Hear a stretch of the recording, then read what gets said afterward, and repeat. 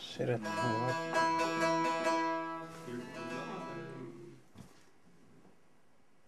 Erzincan New Küperi. Almanya zaten. Ha tamam. Şimdiki Kemal. Ne var ya? Tamam.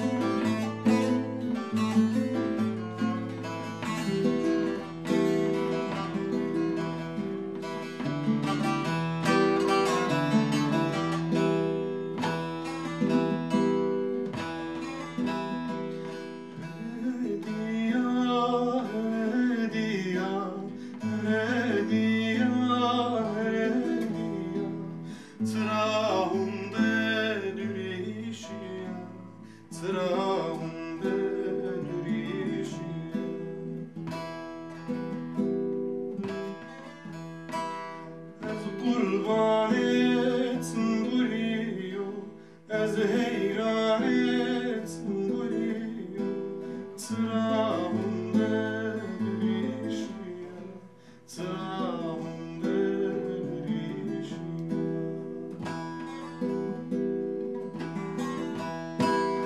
Erzincan yok ki berine, İstanbul yok ki berine. Alaman ya zafir ya, alaman ya zafir.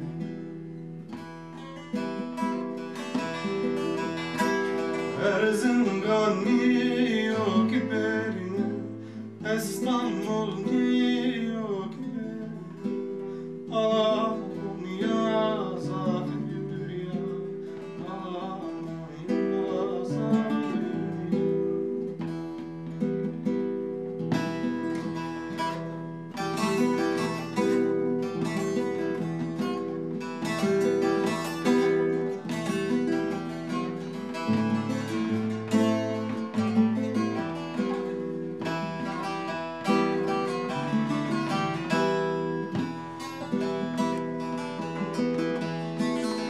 Sen tebrik mi aşağı? Ha? Bir ay tane sen. Acı çekti mi?